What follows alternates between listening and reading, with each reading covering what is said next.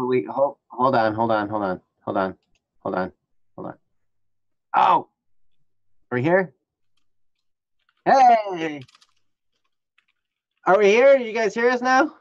Yes, we're Can you here, hear lit me? people. Thank you, Jesse. Jesse is our producer. This would not be happening without Jesse. You know, the that sounded bad because it sounds like the mess up wouldn't be happening without Jesse. But I meant the repair would not have happened without Jesse. So, applesauce. Thank you, Jesse. Yeah, I noticed that, Ryan. I noticed that Yeah. when you blink, your right eye closes 0.02 gigawatts before your left eye. Can you tell, guys? Mine does that too. I've got a lazy blinker. Oh, yeah? Nice. I'm not sure if it's a true fact. You know, 0.2 milliseconds is 0.02 milliseconds.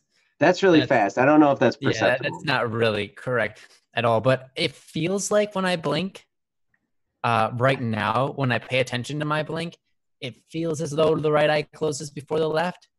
However, it could just be misperception. And when I think hard about it, I can make the left one close first. So I don't know. It just depends on how my face is drooping at the moment. Drooping to the right or drooping to the left. Yeah. See, that's a left. That looks kind of like a melting face.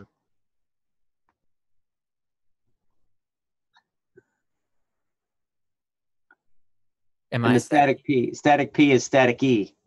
Am I staticky? Yes. Yes, you are. You might need to turn your module off and on again. Yeah. You know what? I'm going to. We're gonna do that. It's gonna be awesome. Guys, welcome to the Don't Freak Out Friday of the technical difficulties. It's because yes, Gray, it does for sure.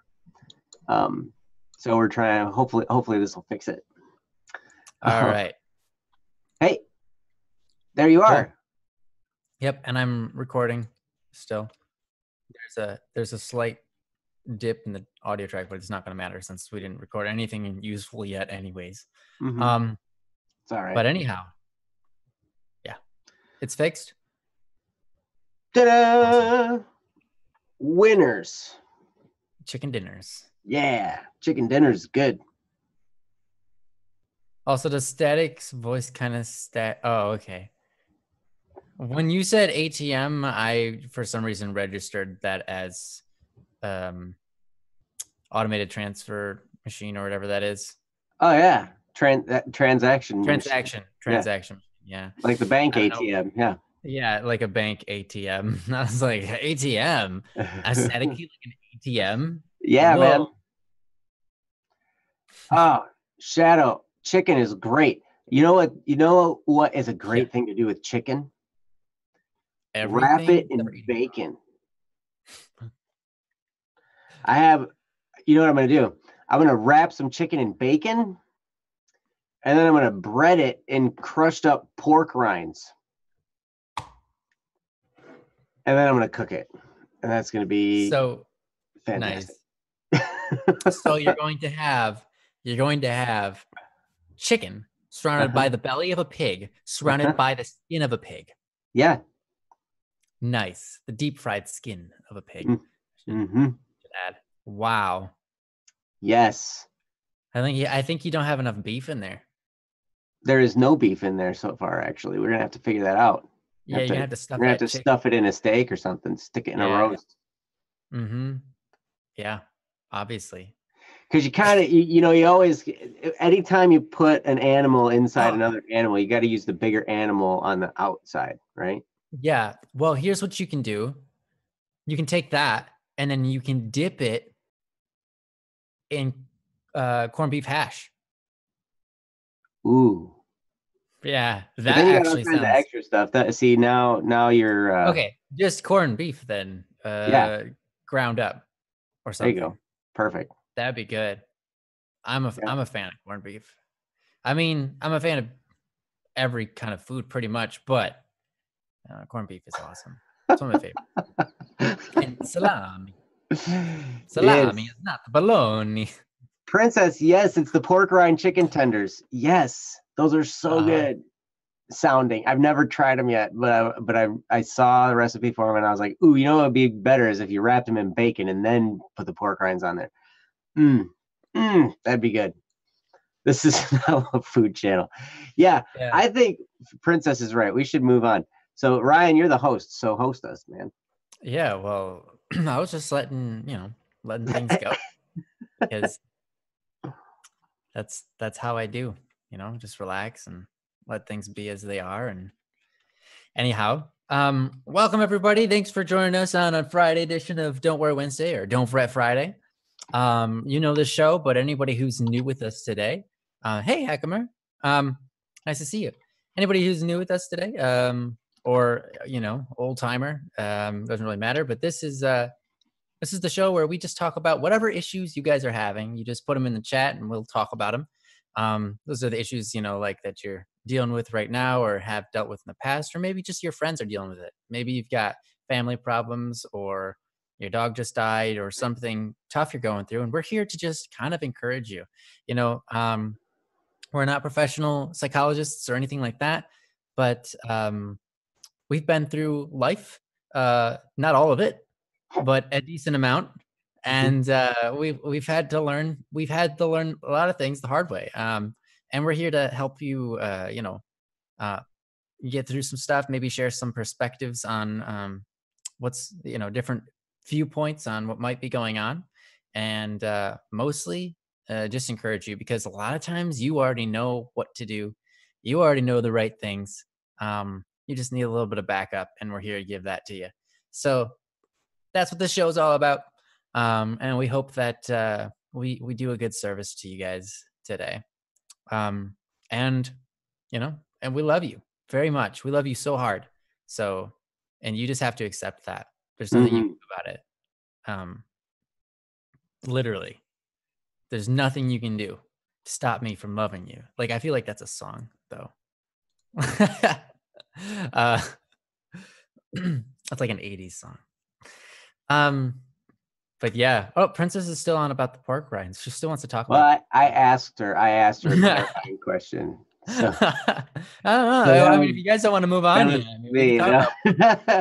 well, she mentioned to double coat, and then she said, take questions, and then I asked her a question about the double coat. So yeah, dipping them in eggs. See, eggs are a beautiful form of protein. I love eggs. Eggs are amazing, and there's just so many things that you can do. Okay, anyways, eggs are one of my favorites. But let's move on.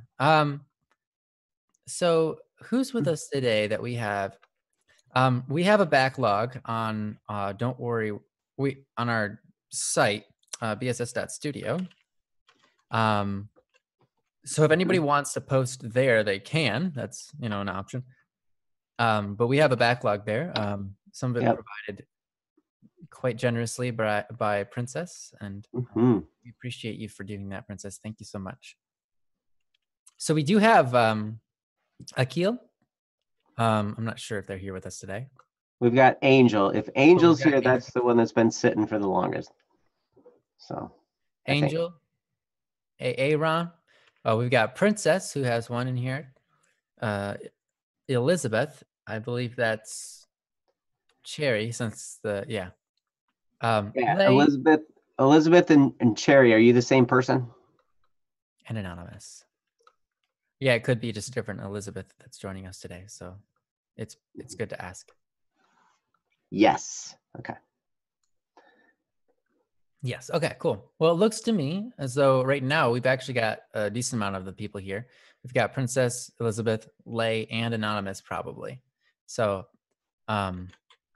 let's work on trying to get through all of that at least. Yeah, let's do it, man. So in order to get through 4 of them today, let's just jump right into it. Let me pull it up. So are we starting with Elizabeth? We starting with Elizabeth. Princess is first on my list, but actually that could be wrong. No, Elizabeth would technically be first, right? So we'll do that. Okay. We'll go with Elizabeth's. So here's the link to that so you guys can read along because, yeah, this is. Yep. It's a bit lengthy, but that's fine. The length is helpful to us to help kind of get the story in the background so we can, really talk about it and get a better idea for, what we're talking about in general. So this is a post called Fate and Malice. And this part is called Jealousy. It's a series. That's actually explained here in the post, so I'll just read it. It says, this post is about the third section of the original post called Fate and Malice, containing the name Jealousy. A lot of energy has been taken from me, and it took effort to post this rather than to just give up on everything, because recently I've just been lacking anything really, energy to do anything. But anyways, I'm pushing myself to do something. Also, as a side note, my new name will be Elizabeth. If you still even remember that name, no one probably understands that reference. As for gender, I'm gender fluid, so feel free to call me they, she, or he, although I prefer she. Just wanted to clear some things up. Now, on to the actual reason I have awoken from my deep slumber. This post is going to be divided into sections because there are so many issues that go along with it that it'll have to be divided into further sections. So that's the reasoning why you'll see issue number 1 and summary of section part 1 instead of just issue and summary as normal. So the next post will also be about the same same section, but a different issue. Hope I didn't confuse anyone. Here we go. All right. Summary of section part 1. I copied and pasted this because I'm tired and lazy. Well done. I began to realize how much less time I spent with Vamp. Vamp is a friend of theirs. So I had Puppet add her to the server. I ended up falling in love with Tor and confessing to her, which she actually accepted. One day, I wanted to be a certain character, and that character had more power than the character Puppet was. So Puppet got upset and banned me from the server. That was the first ban I had ever received from her, but not the only. Oh, let me find my spot. Okay. Everyone agreed that the reasoning behind the ban was ridiculous. So Ender, a guy who I'd never known before, talked to Puppet, and I ended up being invited back after a while. A girl named Mary joined the server, and Ender and Mary ended up getting together. Then Tor decided one day to make her own server. It got bigger and bigger, and people from Puppet's server began to spend more time there. Jealous of this change, Puppet decided to ban random people from Tor's server from hers, and specifically banned me, Naya, Tor, Ender, and Mary. This allowed us all to bond and become closer as we all were upset with Puppet. I also learned at this time Vamp was jealous that I was with Tor. She too had feelings for me. I got with Vamp, then I got back with Tor, then I stayed with Tor and secretly got with Vamp. I didn't want to have to choose, but I knew I'd have to if either one of them was to be happy, which is why I chose to be with both. To be continued onto the second half of this section. Issue number 1. So basically, I cheated on Tor to be with Vamp, and Tor because I didn't want to choose one or the other. I often have this issue because I have difficulty choosing because I don't want to hurt anyone. But I know I'd have to choose. I knew they'd end up finding out, but at the moment, I knew it would delay the pain, which ended up coming back to get me in the end. I don't know how to choose one thing over another because I don't like missing any opportunity. Elizabeth. Okay. So I really like your summary of that. Yeah, that's first of all, I want to say I think we've said this to you before, but that is not such a rare thing. What you went through, as far as liking two people at the same time. There's nothing necessarily gross or really off about that. It's very human. It's very relatable. I've been there before. I'm sure Joe's probably been there before too. I think most people have been there where you end up liking two people at once and you have to figure out what you're going to do about that scenario. And I can also understand trying to make sure you don't hurt other people, and just trying to, in a way you're trying to do the right thing because you're trying to delay the pain or trying to make sure no one gets hurt. But at the same time, you also know it's not right. It's weird. But I get it. It's relatable. So thank you so much for posting. It takes a lot of courage, again, especially to talk about something like that issue. A lot of times that can be something that is really scary for people to talk about, really humbling.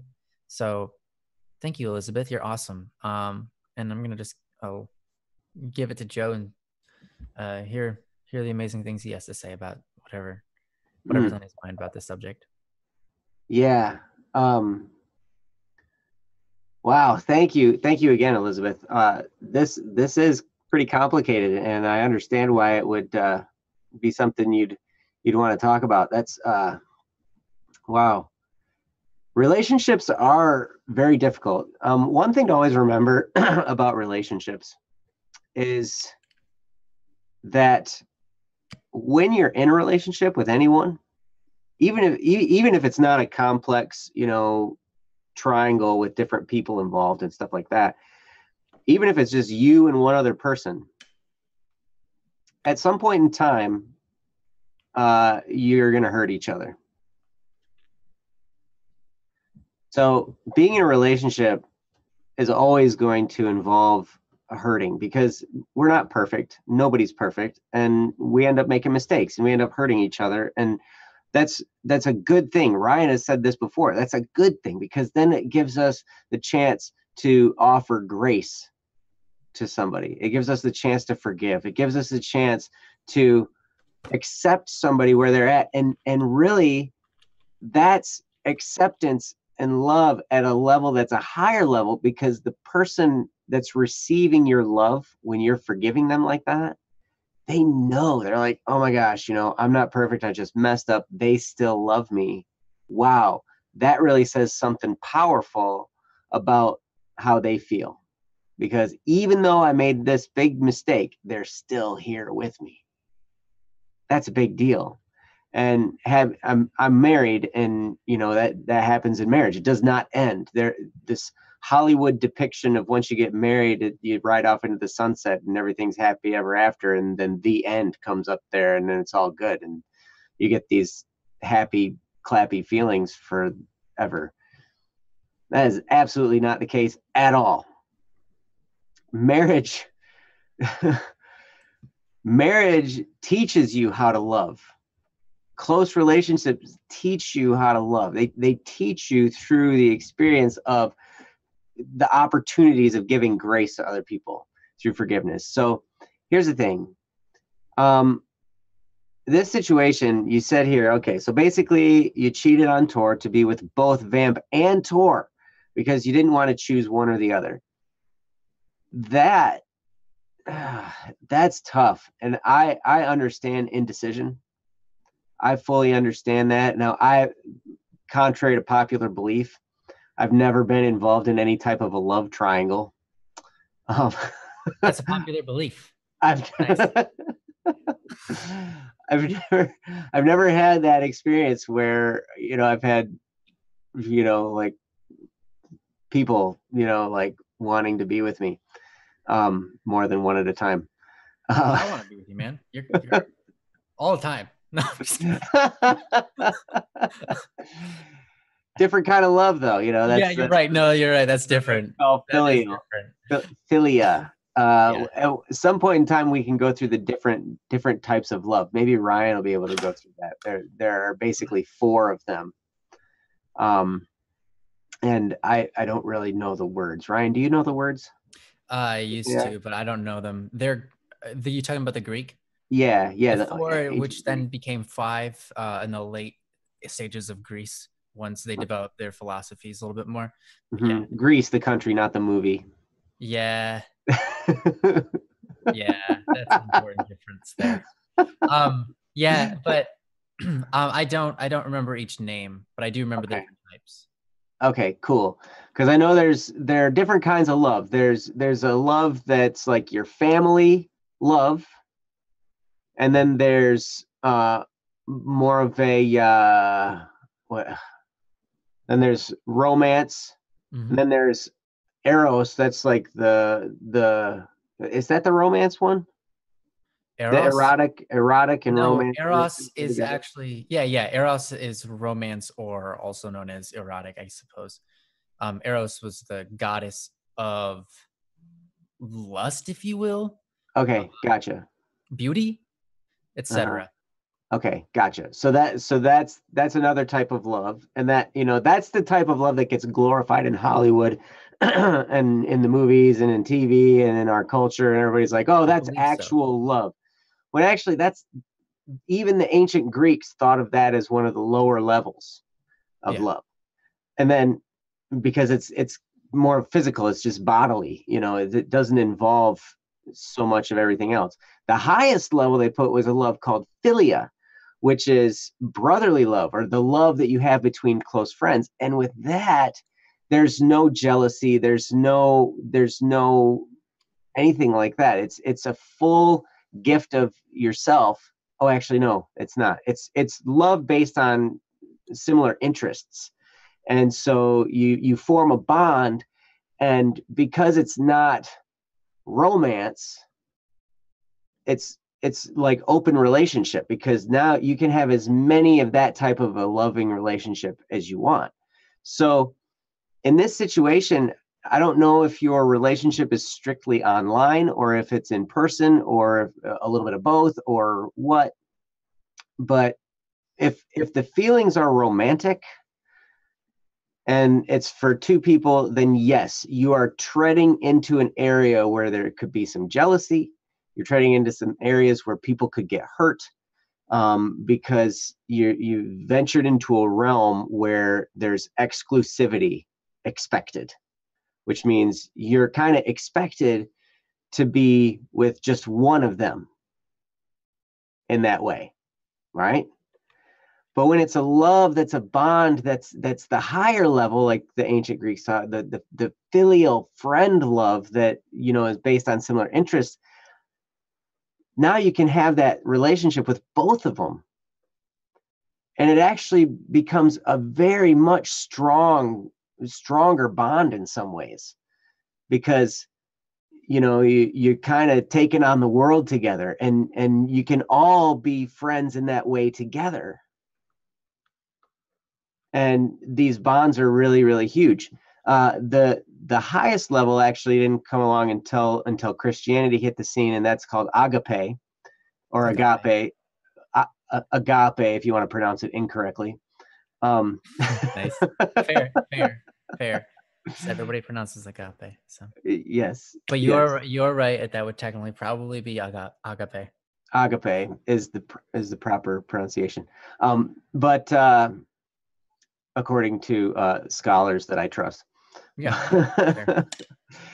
But anyway, that is the self-sacrificing kind of love. And I would encourage you, Elizabeth, to see what you can do to, if you love these people. True love is wanting the best for a person. And really, the best for a person is the truth, even if it hurts them, even if it hurts you. The truth is the best because it's the reality. And even though it's painful, it's what's true. And yeah, the longer this goes, like you're saying on here, you you said, okay, you didn't want to hurt anyone, but you'd have to choose. I know that end up finding out But at the moment, I knew it would delay the pain, which ended up coming back to me in the end. So yeah, that the pain is just going to build and build and build. It's going to be like this ball of hurt that gets bigger and bigger and bigger the longer you're dishonest. At least that's the way it's been in my experience. Anytime I've been dishonest with others or had others be dishonest with me, it's almost like the longer the progress goes of this, the longer it happens, it gets more and more like a big mallet about to whack you over the head and like really, really hurt you. And the longer it goes, the more painful it gets. The earlier you can pluck it out of there, it's easier, and it's a lot less painful, and it's still true. So really, it's best to be truthful. Really, when you really want the best for someone, which is what love actually is, then the truth is what is best for them, even if it hurts. I know I said that already, but it's worth repeating, because I had to drill that into my head a zillion times, because for a long time in my life, I would think I gotta not tell these people this because I don't want them to be hurt by it. I want to protect them from this situation. But really what ends up happening is it just ends up being a lie. And then different parts of my personality, when I'm holding back, when I'm holding on to this, untruth, it manifests itself in how I treat the other person. I don't treat them as well as I would have before. Maybe I fall into other areas of bad habits, which definitely happens. When you're holding on to stuff, it kind of starts to manifest itself in other areas of your life as bad habits and as depression, as stress. And it's just, it can trap you. We end up being trapped by these lies. And so I would really, really encourage you. I know this is just, it's kind of a progressive story. But if you're still in this situation where this is going on, then I would encourage you to figure out a way to be honest, or maybe back off from the romance. If it's a romantic type of a thing, just back off and just go back to the philia, or the brotherly, sisterly, like, hey, we have this bond as good friends, because in that there's no jealousy, and you can have, that type of a bond with as many people, and nobody gets offended, because it's just that, it's that, hey, we're like comrades type of love. And truth be told, I found in my life that romance tends to bring drama. And I think that's why it's best to like monogamy is a good idea, which is, being with one person for your whole life, because man, romance brings the drama, and I don't have a whole lot of energy to be spending on a whole lot of drama with a whole bunch of different people. And it can just sap the life right out of you if you're not careful. So I think probably the best option would be to try and back off and just be friends. And then you can experience a high level of love, and you don't have to worry about all the jealousy and the stress and the drama. You just get to love these people truly and want what's best for them. And yeah, it all just gets messy though when we desire a relationship, and then our hearts start going in a direction, and we go along with it because, oh man, it feels so good. And then it's like, oh no, now where am I at? Oh, dang it. And I've been there before too. Elizabeth says, I'm very impulsive and act on things in the moment, and tend to use drama to gain attention, since I have a constant feeling of loneliness, which may be another reason why I'm obsessed with relationships. Yeah, that makes sense. And Yeah. So the loneliness factor, that might be something to address. And I'm going to turn it over to Ryan and see what he has to say, Yeah. because I've already talked for a while. So Ryan, maybe No, you can thanks, Joe. pick up. Yeah, I actually do want to pick up right there. That's perfect. Yeah. One thing I really like that you said that, Elizabeth, because now, we're not here to correct you or scold you. You pretty much know what's going on already. Like you said, you already know that having a double relationship or, you're cheating on somebody, it's not a good deal. For anybody in the end, knowing that it will come back to bite you in the end. And you knew that, and, but you're just trying to help delay the pain. I get it. And I mean, we can talk, I've been through that. I've had a situation where, I was dating someone online, and then at that time there were some girls who liked me in real life at school. And I remember having to turn them all down, and that was difficult. But when I had done so, I knew I did the right thing. As much as there was a sense of pain, there was also a sense of relief and release that was good. And they all appreciated that. They all appreciated my truthfulness with them. And they all, some of them were like, oh man, but come on, please, but most of them were like, I respect that. Thank you for letting me know that you're in a relationship. I didn't know that. So most people respected it. And, even if they were still jealous, they were still my friends, and it passed. The pain passed quickly, quicker than you'd expect. It was like 2 days and it was over with, and we were just friends again. And there was no more worrying about wanting to be their significant other. It went by really quickly. It was surprising to me, but that was how it went. And I was glad. Because then all of that tension throughout, like, the entire month prior of like trying to figure out how do I tell them, like, and like, I don't want to hurt them because I actually like them too at the same time as they like me, but no, I can't, been in that situation. And I was surprised that when I just told the truth, the situation just decreased and everything became a lot easier. But I'm only saying that in case it happens to you again. Although I think that if it does happen to you again, you're already prepared to do the right thing. I'm sure you are. Having to go through what you already went through, I'm sure you're now gonna plan on doing the right thing. Yeah. So, but anyhow,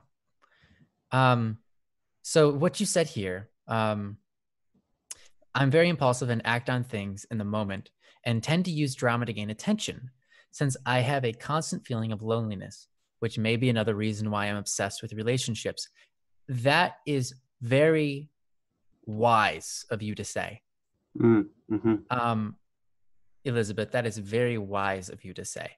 I'm not sure if you know exactly how wise, or maybe you do, and that's why you said it. But loneliness oftentimes finds its way into our hearts as a sense of longing or desire for something to fill a void that we have in our hearts, to fill something that's missing. A lot of times our loneliness isn't because we're alone. We're surrounded by people. We're surrounded by people who love us, and yet we still feel lonely. And that's because the word loneliness isn't because we're alone. We feel that sense of loneliness because we don't have what we desire. And that can be a good thing, and that can be a bad thing. Sometimes that can be a good thing. Sometimes the desire to have a connection with more people, connection with those around us on a deeper level, that can be a good thing. But you have to acknowledge those that are around you and make sure you're really being honest with yourself, noticing other people around you do love you, and other people, you have people around you, and you have to, acknowledge that. And so there are times when that we're lonely, for legitimate reasons. Like we don't have people around us. But most of the time when we're feeling lonely, it's because, and I want to say this softly, but it's because we're desiring something for ourselves, not necessarily desiring something for another person. We're being a little selfish in a way, but that doesn't necessarily, I don't mean to say selfish is, I don't mean to say selfish in the sense like that you're sinning or doing something terrible. But a lot of times when you don't like yourself, you don't want to be around yourself, you don't feel that love from yourself. And in order to, it's kind of like a defense mechanism within our brains to go and seek the love that we need for ourselves from other people. We want to feel loved. We want to feel accepted in the world. I don't mean to generalize this at all, but I'm going to. I don't mean to cause any pain to anybody when I say this, but it might be painful, and I'm sorry. A lot of the LGBTQ community is very strongly oriented towards acceptance in the world. And I'm not going to bash against the LGBT community. We all need communities, and I think that's the support there is good. I'm glad that other people are trying to support each other and help each other. I think that's awesome. But a lot of the LGBTQ communities are like their focus is on acceptance. And that is a very hard place to be.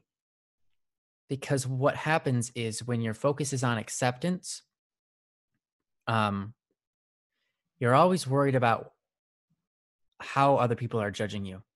And you're always feeling like nobody accepts you. And it becomes hard to even accept yourself. And it's a big pit. It's a big pitfall to fall into. Because you don't need acceptance. Acceptance isn't what you need. What you need is love.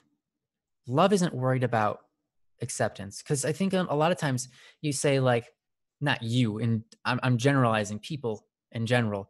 People say like, if you don't accept me, then you don't love me. That's not true. If you don't accept who I am, then that means you don't agree with me. And if you don't agree with me, then you must hate me. And that's not true. I could feel very differently about an issue, or maybe there's certain things that you do that I don't care for, or there's certain things that I do that I don't care for. Like I make mistakes all the time, and I don't accept those. I don't think, okay, I made that mistake and that's who I am and that's good. I'm that kind of person, and that's just, if that's who I am and you have to like that about me, or I don't like you. You know, something like that is not good. It's not healthy. Love is the kind of thing that goes beyond that. It doesn't worry about what a person does or who a person is. It more just loves no matter what. It's not about acceptance. It's about wanting the best for somebody, regardless of what they're going through in life right now. We're quick to identify ourselves in our current culture. Like, I'm this sexuality or I'm this gender, which there's more to a human being than those things. In fact, when it comes to, you know, the idea of sex and so on, I mean, it's kind of weird to tell people like, hey, I'm this, like I'm gay or I'm bisexual or whatever, because here's the thing. They don't need to know that, because that's not part of your relationship with them. Because you're not going to go around and do those things with that person. That identification is making you into an object for somebody else's pleasure and for your own pleasure. And that's not who you are. You're not designed for that. You don't want other people seeing you just based on that. You're more than that, right? And you know that. You know that you are. There's so much more to you. If someone comes up and tells me they're, you know, identity in that way, I know nothing about them still. Because I'm never going to know them in that way. It's not my job to I understand their sexual preferences, you know, and stuff like that, right? Because that's not what makes who you are, right? So one of the things I would try to encourage you to do, is don't worry about being accepted. Acceptance is almost nothing, because here's the thing: acceptance is the same thing as judgment. Because you have to judge someone first before you decide to accept them and who they are. That's a great And point. so if we're like, hey, don't judge me and who I am because I'm this, and you're judging me and I feel unaccepted. Exactly. We don't want to judge people like that. We want to love people unconditionally. We don't want to have to judge everybody. And acceptance is just another form of judgment. It's just the approval as opposed to the disapproval. It's when you judge someone and say, I approve. I'm going to be okay with you. I'm on your side. Or I'm not okay and I don't accept you. I don't think that you're doing the right things and I don't like who you are because this is who you are. You aren't any of those things. That's not, I mean, how you identify is not really who you are as a whole person, right? You're much more than that. And even if you do, like, for example, even if you do consider yourself to be a female instead of a male or whatever it is, right? Is that all you are? No. Like, someone tells me that, I still know nothing about them. You know how I learn about a person? Conversations, spending time with them. That's how you get to know somebody. You don't get to know somebody by hearing their name. You get to know somebody by being with them, by learning and understanding and reasoning with them, spending time with them, leveling with them. You don't really know a person. Like, you can say, oh, I know Bill Cosby. All right. I know Bill Cosby. I know the name. I've heard of things that he's done. I've watched some things that he's done. I don't know him. I don't know him at all. The only way I would actually know him is if I spent time with him. Then I can say I really know him. And that's the same thing about all of us. So we should try to aim not towards acceptance, because acceptance, again, is just another form of judgment, and it makes us feel terrible inside because we're constantly judging ourselves. We're constantly judging others. We're constantly worried about what other people are judging us as. And that's kind of where this loneliness feel comes from, because we feel lonely because we're looking for something to fill that void. We crave we crave other people liking us. That's what we crave. We crave that feeling of another person saying that they like us, because that always feels good. When another person tells us, like, hey, I like you, I love you, I want to be around you all the time and stuff like that. It's not wrong. That's cool. But when we hear that, it feels good and we crave that. And then we become lonely when we don't hear it after a while, because we're constantly in search of it. And the reason we're constantly in search of it is because we're so worried about how other people are judging us. We're so worried about how other people feel about us. And we don't even feel that way about ourselves. And so we need that from somebody else, rather than just being able to acknowledge ourselves and say, I'm okay with me. A lot of happiness is just satisfaction. When you're satisfied with yourself, generally you're just happy. I mean, attitude is a big part of it. I mean, positivity is a big part of it. But if you're just satisfied with who you are, someone who's like always doing the right thing, someone who has a lot of virtue, if they're satisfied with themselves, then they're always happy. But it's really hard to be satisfied with yourself when you don't agree with the things that you're doing. Mhm. And it's hard to be satisfied with yourself when that's what you determine. If acceptance is your baseline, if that's what's determining whether you like yourself or not, then you're going to have a very hard time. I mean, I've said this before, but in any relationship, you have to have forgiveness, because if you don't have forgiveness, the relationship will fall apart. Because somewhere along the line, someone's going to have a flaw of character. Someone's going to do something wrong. Someone's going to be a jerk on accident. And you have a relationship with yourself. And so it's the same. If you can't forgive yourself, or if you identify yourself based on the mistakes you've made in the past, how are you ever going to come to love yourself? How are you going to ever come to accept yourself? You can't. Mhm. You simply cannot, because there's no way you can fully agree with yourself. It's impossible, because you know you make mistakes. We all do. We all do. Nobody who loves themselves because they did everything right. Mm. Anybody who loves themselves because they understand who they are. And that those mistakes that they made in the past, they don't determine who they are going to become. And I mean, I've said this 20 times now, just encourage you, try to go away from the culture of acceptance and lead yourself towards a culture of love. One that doesn't care about where a person comes from, where a person might be going, and especially when that comes to yourself. It can be really hard to make that switch. I get it. But all the judgment, it tears us down inside. It really does. It Mhm. hurts. It's a very, very painful thing. Mhm.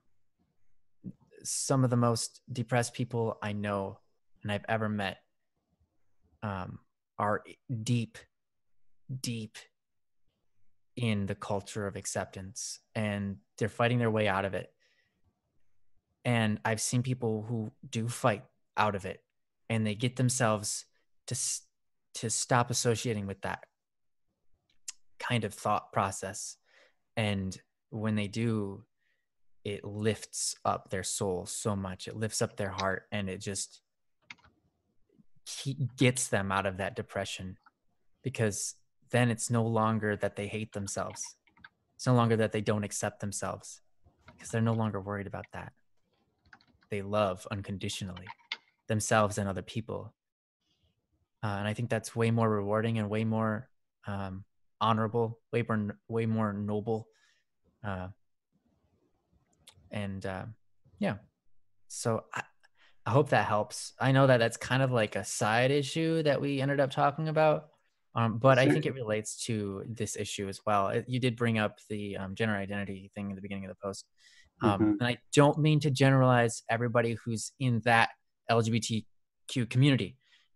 I'm not generalizing that, because I've met people who aren't necessarily all about acceptance, but there is a pretty large culture of acceptance there, and I'm just trying to get people out of that, because that's not what life is about, and that's not what's going to make anybody happy.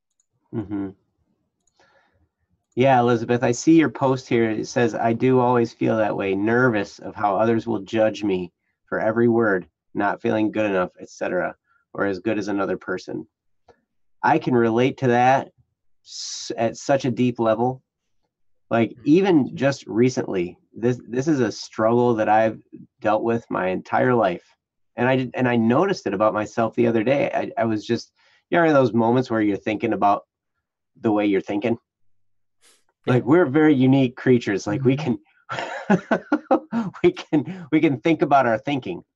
There's a person who's been working, I think, for over 20 years to find one thing in nature that is like that. And he has yet not found one single thing in nature that is like the human self consciousness, where you can Right. think about your thinking about your thinking. Yeah, There's nothing and to that's make. what I'm doing now. I've reduced it another level. I've brought it back another level because now I'm thinking about what I was thinking. Yeah, So and amazing. then it's gonna keep going on and on if you're not careful. But no, I was contemplating that as I was driving, and I was like, that's really a problem. Like I always feel like I'm not gonna be good enough. Hmm. I always feel that way. And still to this day, I've even recognized that about myself in the past and gone back through and gone through the healing process of forgiveness, which a lot of times what that happens, what I found in my case with feeling like I can't do anything right, it was based on a wound that I had gotten from people that were close to me. People even from my childhood and even into my adulthood.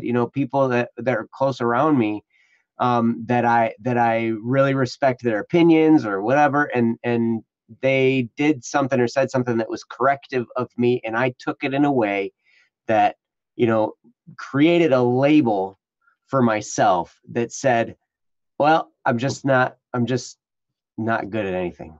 I guess it's never going to be enough. And I've said it before, where I've been to that point where I'm like, you know what? I know two things about myself.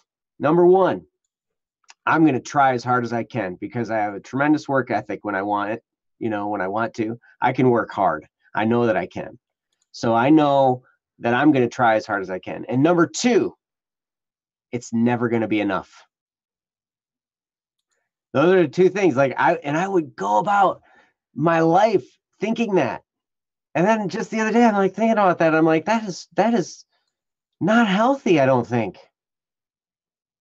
Because it just labels me as never good enough. And then I'm constantly worried and I'm constantly stressed and I'm constantly wondering about it. In one way, it relieved the stress a little bit because I was like, well, hey, I guess I'm not good enough, whatever. I guess I don't have to worry about it. But the truth of the matter is, I am good enough.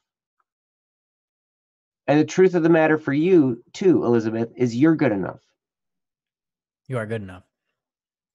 It's The hard to truth, believe that, it but is. it's true. It can be hard to believe that when you've told yourself for years that you're not Mm-hmm, good enough. But the truth is, everything you do, you're good enough. mm-hmm. And so take a step back. Sometimes we have to search our thoughts and our hearts, and we have to search our histories a little bit and um, figure out who do I need to forgive? Because always the path to healing, and in this case, you have loneliness. That's a wound manifesting itself, like it's pain that's coming out. It's like you feel alone, and that's the result of labels. It's a result of barriers you've put up. It's a result of a lot of different things that have happened as you've grown, and I don't know the specific details of all your life, but some of that drama that's happened. But as it's unfolded, you've been wounded and you've been hurt, and in defense of that hurt, you've built up some barriers, and those barriers are now a prison. And there's a whole lot of things that can go into this, but the key to the relief of that is forgiveness. Whether it's forgiving another person for something that they did to you, or is forgiving yourself. And that can be the hardest one to do. I'm kind of in that boat at this point. I've gone back through and I've forgiven a lot of people. And then I come right back to myself. And that's the hardest one. That's the hardest one. And when you realize, and I know if you're spiritual at all, or anybody's here spiritual, I recently read this, and I'm going to say it. I told Ryan this before the stream. It is a great quote. I really do. It's really powerful because it goes along with working. It goes along with trying. It goes and a lot of that stuff, right? And this, oh geez, um, the quote goes like this: "Whatever you do, do it well.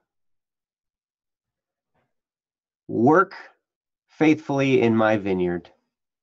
I will be your reward." And that's God, the Creator, talking to us. So, and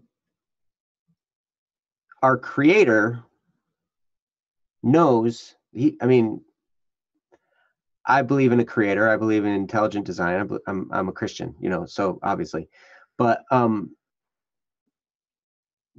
like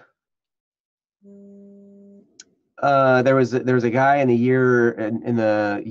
300s named Augustine, who his prayer was, "Our hearts never rest until they rest in God."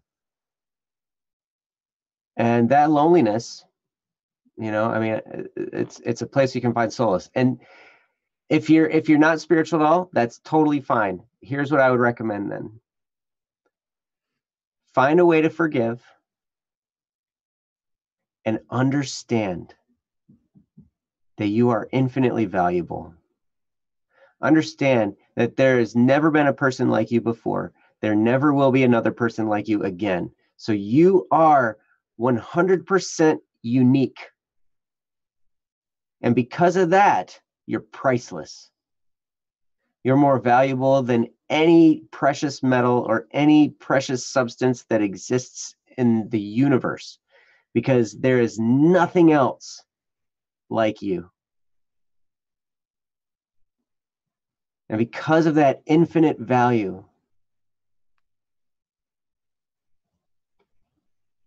all the things, and I loved what Ryan was talking about, how when we identify certain ways and different things, we really cheapen ourselves. We forget about the huge, complex, beautiful being that we are. And you are an incredibly beautiful and unique person. And if you can remember that about yourself, and if you need me to remind you about that, keep coming back. And I'd love to remind you about that. But it's totally true that you are unique, you are loved, and there's nobody else like you. And in that, you are infinitely valuable. So that way, you don't have to be concerned about acceptance, like Ryan was talking about. You don't have to be concerned about that, because you are infinitely valuable. You make mistakes. Every single one of us does. We try and learn from them. We do the best we can. Yeah. But you're so valuable. Even with all that, it does not matter. It does not change your value one bit. I think that's an important part. Is that your mistakes don't that's one of the interesting things about being human. Your flaws, your mistakes, there are actually things in the past. They don't decrease who you are, because you're still flesh and blood. Even you're still flesh, blood, soul, everything is still consistent, still active, even if you make a mistake. Mm-hmm. Even if you accidentally tell somebody the wrong thing or lie to their face. Yeah, that's not right. But you're still just as valuable. And you need to go back and fix that, because that's the right thing and that's going to make you more happy and you're going to help the other person. But, when you make a mistake, that doesn't decrease your value. Your value is not based on how good you do in the world, but what you do can add value to the world. Mm-hmm. So it's important to do good, because good can add value to the world, but your value can never decrease. And your value one person's value is not more than another's. We are all equal. And it's important to remember that we're all equal. Whenever you see somebody, think of the most amazing person you know, and just like, man, that person's awesome. everybody's that same degree of awesome. Everybody's just as valuable as that person.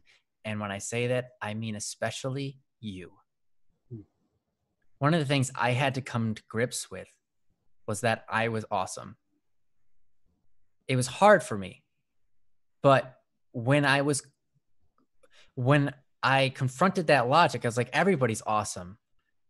Wait, that means me too. Mm. You know, I had to acknowledge that, because if I'm to believe that everybody should be treated equally, if I'm to believe that everybody's equally awesome, equally fantastic, and I look at the most amazing person that I love dearly and just think great things about them, I have to come to grips with that I'm equal to that person. Humility is a great virtue, but humility is not putting yourself below other people and downgrading yourself and being a jerk to yourself. Everything is awesome. Yeah, nice. Humility is a correct evaluation, understanding, and execution of the human dignity in others and yourself, and putting them in the right places. A lot of times people think humility is putting yourself below people, but it's not. It's understanding your place in the world and that you are equal as other people. And so you have to treat other people with the same amount of selfishness that you give yourself, if you will. Yeah. Caden asks a really important question. What about the horrible people out there? Those horrible people need a lot of help. Mm-hmm. They're valuable too. They could be some of the most amazing people in the universe. They could do some of the most amazing things. There are people who have been horrible people, who have gone around and killed people just because they believed one thing or another. Mm-hmm. Princess sums it up very well. Princess says, I think that it's a person's actions that are horrible, but not the person themselves. Mm-hmm. Right. Exactly. Yeah. Mm-hmm. And where are they acting from? A lot of times these people are acting from a position of pain. They're acting from a position of, low self-image, or something like that, some type of deficiency. Yeah. Misunderstanding. Absolutely. Because most of the time when people zealously are going in a direction that's not quite right, it's a bit misguided, they think that it's absolutely the right way to go. People are trying to do what they believe is going to create happiness in the world and in themselves. Mm-hmm. That's their main focus. Yeah. And in the movie, Civil War, the Marvel Avengers Civil War, Spider-Man says to Captain America, he says, well, Tony says, you're wrong, but you think you're right, and that makes you dangerous. So, but it's amazing. And we got to think, hey, what's right and what's wrong? Because sometimes we're off track, and it takes a big person to ask themselves, do I actually know what I'm talking about here or doing?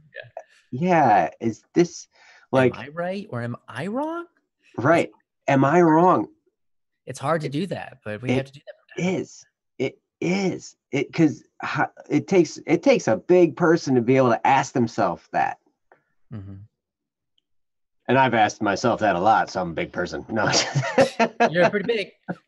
I'm totally just kidding. But yeah, like you can always, if you can ask yourself, and fully ask yourself, am I wrong? Because most of the time we go through life, we think we're right. We just go through life and we're like, da, da, da, da, da. Yep, I'm doing the right thing. I'm doing the right thing. If I'm doing it, I know it's the right thing. Every once in a while, we're like, I shouldn't be doing this, but I'm going to do it anyway because I like it. And sometimes we realize that we're wrong, but then we're like, but I don't want it to be wrong. And we change what we believe is right and wrong. And we steer ourselves in a direction, trying to force ourselves to believe that we're doing the right thing because we want to be this specific type of thing, or we want to just keep on doing what we're doing, even though we don't agree with it. And then we don't settle with ourselves. It's a whole thing that we do as humans. Mhm. And it doesn't sit well inside of ourselves, and it hurts, and it causes us pain and causes us to really dislike ourselves when we have Mhm. that internal conflict of trying to force ourselves to be okay with something that we're doing when we know that it's not the right thing. Mhm. But you have to ask yourself sometimes, am I wrong? Am I right? How do I find out? Let's do the research. We've done the tests. Where do the tests lead us? You know? But anyhow, Yeah, I see you guys' chat. This is it's funny. yeah, I've been thinking we should probably move on to the next question, but Yeah, it's true. Elizabeth, or Cherry, whoever you wanna go by. yeah, Yeah, thanks for the question. thank you so much. I mean, I loved it. I love the fact that you were so introspective, and as you're putting this out there, it's like you're really going through the thought process, and it's important to do that. And yeah, it might have gone a little bit longer, but there was just so much there to talk about. There's so much there, like as you dig in, Hmm. you start to uncover different layers of what might be going on. So hopefully it was helpful. Hopefully some of our deep diving was helpful for you, Elizabeth. Yeah. Yeah. Well, let's attempt to continue this, eh? Um, Mm-hmm. is Princess next or Lay? I don't know. Let's check. Did you sort by start date? Nope. Aha. Uh, Actually, Akil. Is Akil here? If Akil is here, Akil is probably. Oh, nope. Never Oh, mind. Akil. Akil says, Oh, "Please do not read it out loud." oh, okay. Fair. Okay.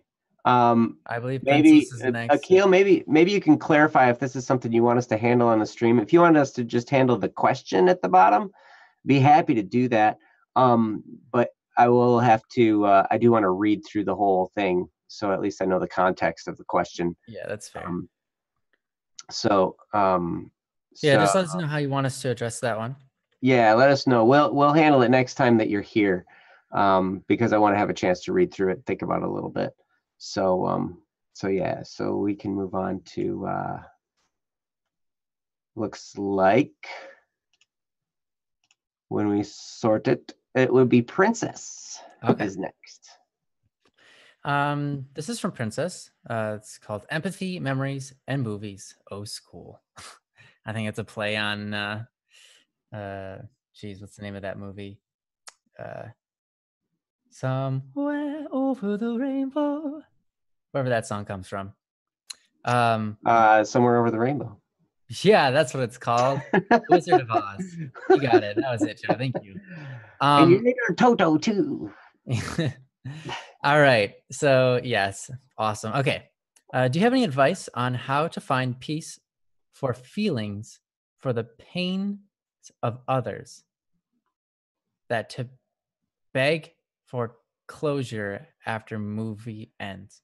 Do you have any advice on how to find peace for feelings for the pains of others that to beg for closure after a movie ends? I think two might have been a typo. That Oh, beg for closure. The pains of others that beg for closure after a movie ends. okay, that would probably be the case. Eh. Okay. Do you have any advice on how to find peace for feelings for the pains of others that beg for closure after a movie ends? No Um, problem, Princess. yeah. That's You're that. awesome. Yeah, no, that's fine. Uh, okay. Context: anyone listening has gone to school in different circumstances than my own.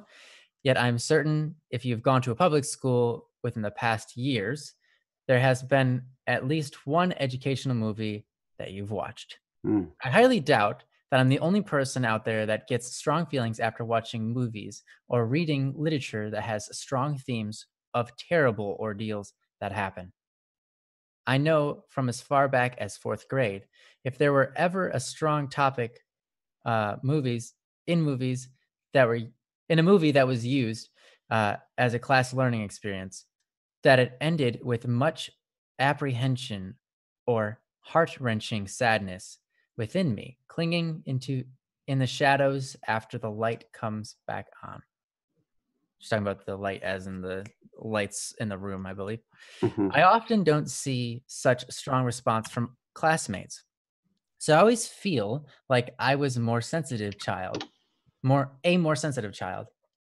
that was overreacting to things when compared.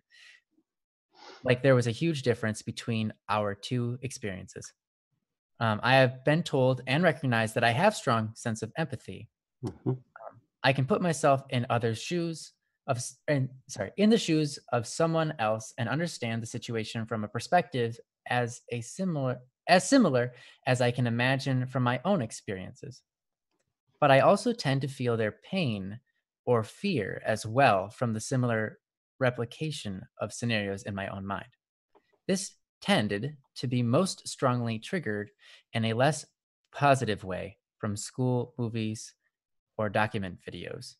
Often was a good enough child that I could sit through it, or sit near the door and take breaks as allowed, or just made the overriding decision that you can keep me in there. I'm going to hide in the bathroom. You can't keep me in there. I'm going to hide in the bathroom. Yeah, there you go. Luckily, I'm a really good student and I don't intentionally try to break rules. Teachers give me grace by asking why or letting it slide. But those stories are not what I wanted to ask about. College, much like high school, tends to touch upon really touchy subjects that can have much to learn from, but also make me extremely uncomfortable. Jeez.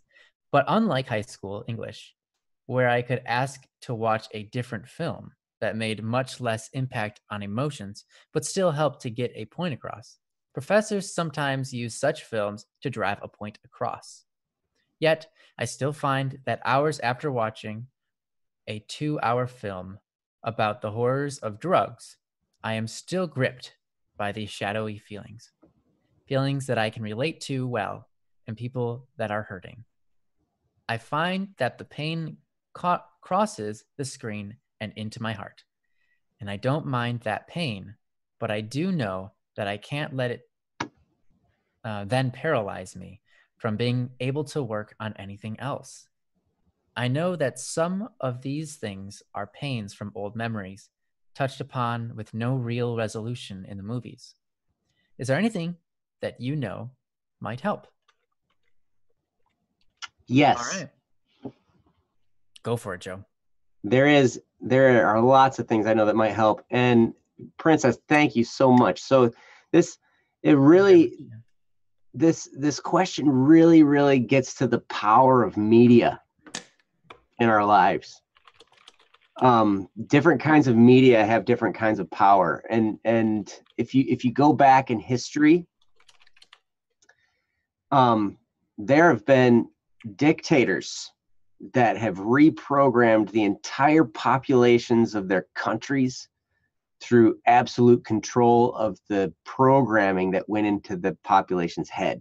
Hitler was, huge for that. Like he had loudspeakers and different stuff. I mean, the message of his message was out there for everybody to hear all the time. It was just broadcast all the time. Blah, blah, blah. Just, people were constantly barraged by this. And so of course it's going to change their thinking. They're going to get moved in a certain direction.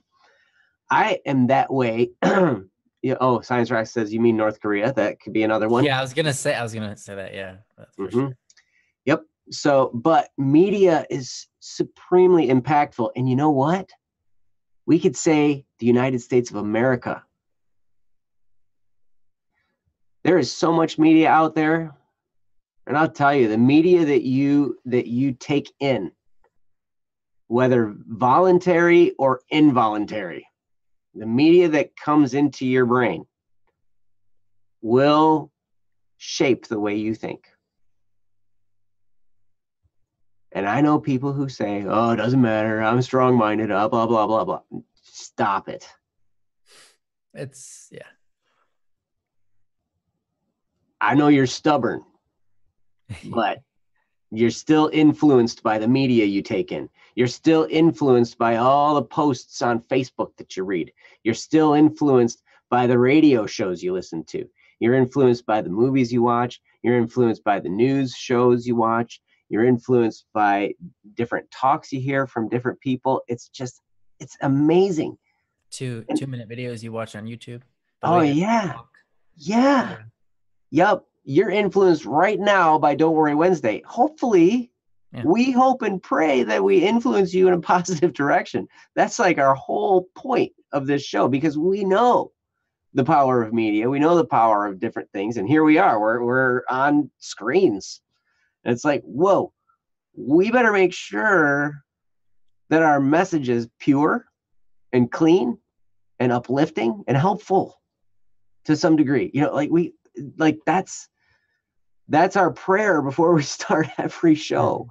Like, we just really want to produce something that's good, that's going to help. But there's a lot of media out there, and I tell you, it's amazing. I've noticed this even recently in my life.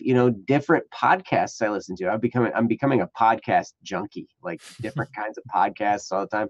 Part of it is because I'm producing podcasts now. I'm producing this as a podcast. This comes out every Wednesday on Spotify. It's usually just a section, just to let you guys know. It's on Podbean. It's on Spotify. It's on iTunes. It's now on Stitcher as well. So we're slowly getting it out to all the different platforms that we possibly can. But all of these things, Princess says, but I can't control what I have to read unless I want to get a bad grade in this class. Aha, yes. So your teacher is going to program you in a certain way, but that's part of college. It really is. She's already dealt with that. Yeah, she's noticed that. Yep. So here's one thing you can do, because there's a podcast that I listen to that's not always positive. It's a podcast about criminal elements in different cities and stuff like that, and I'll listen to it once in a while. When I listened to it before, it was really well put together and well produced by the company that made it. I was really impressed by it, and I was listening to it because I was like, ooh, I'm getting ideas on how to put together podcasts and how to do all this stuff, because here's some people I respect their level of production. But what I found out was, when I binged on it, like, I was dejected and like depressed, and I felt like sick in the head, and like, whoa, what is going on with me here? Ugh. So here's the antidote. Positive media. I know it seems really overly simple, but it's very, very true. I know that if I am going to listen to one of those podcasts that makes me feel negatively, but I like them because I like the research level and they are entertaining. So if I'm just looking for just pure entertainment level, hey, great. But I know I need to counter that with something uplifting. I need to counter that with something encouraging. I need to listen to something where the specific intent of the media is to uplift and encourage and get me closer to my goals, get me closer to God, whatever. And I know that I need to have that ratio. I need to have like one of those to like 10 of the other ones, So, but that absolutely can help you. So the Static Peas music is really helpful in that regard. But like, even for me, I've known Ryan for a long time, but his media on the Static P channel impacts me in a way that's uplifting and encouraging and brings hope and helps. It helps in a lot of ways. And that's one thing about music. Music is a whole nother ball of wax, because that's powerful. Music incorporates tonal wavelengths that then get into our head in a certain special way. And those messages get in there a little bit deeper because there's these waves that, you know, help with that. So I could, yeah, it's pretty crazy. But find something positive, and you might have to experiment a little bit. But whether it's watching something positive on YouTube, whether it's, you know, the Don't Worry Wednesday stream, whether it's, you know, something spiritual, whether it's something just that's motivational or encouraging or something like that. Either that, watching on YouTube, listening just the audio, or reading. There are plenty of good books out there to read. I know that you have the Personality Plus book. That's a really good one. These types of things help they increase our learning, and they help us understand things, and they enlighten us to a certain degree. Whereas, you know, what you're imbibing as a requirement for your class is bringing you down a little bit. So I remember being there, man. When I went to MSU, and I had this humanities course that I had to take, and the books we were reading were just depressing. I'm like, oh, what is this about? And then we had to analyze it all, and I'm like, oh my gosh, we got to analyze what's going on in here. And now I'm just like in this funk of depression. I just felt like evil all around me, tearing me apart, and like, bleh. And I didn't know how to do any of this yet, but then I found out through different media that can turn the tide. It can kind of be an antidote and help to counter the effects of the bad media. So that is about the best I got right now. Ryan, what do you have? Yeah, this is great. It kind of had my idea too, my main thing. But as Princess says, well, the thing is, it lingers. I mean, it is helpful to keep my mind off of it. But it's brought back up. It still makes me, but if it's brought back up, it still makes me get anxious.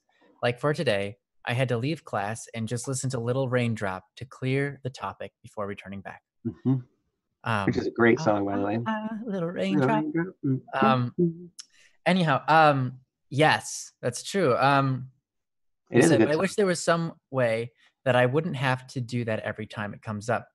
Because it's like having someone you know being addicted, and yet you can't do a thing. You can't comfort them. So here's the thing.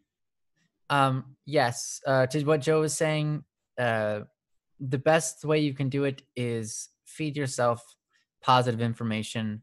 But here's the thing. You're going to have to come back to that topic eventually, right? If it's part of a class, it might be a painful topic to talk about. You're going to have to come back to that topic.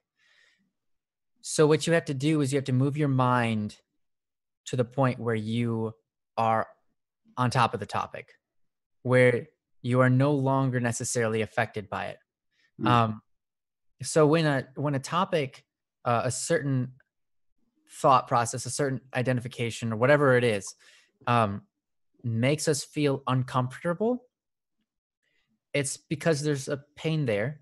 It's because there's I'll just say that. It's because there's pain there.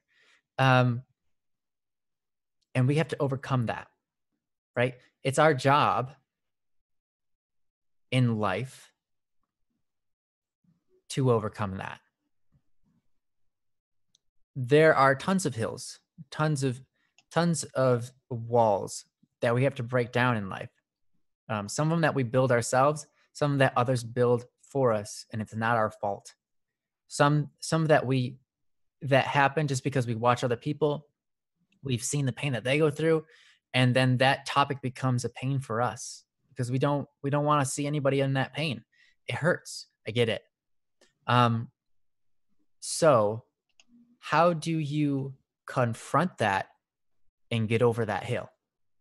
Because like you said, it's a topic you're going to have to come back to, and you don't want to have to run away every single time the topic comes up in life, whatever that might be. It might not be a movie. You might get out of college But then eventually, someone you're just nonchalantly talking to, they bring up the issue, and you're going to want to have that, uh, you have that flight syndrome come in. You're going to want to run away. Mm. Um, and that's relatable.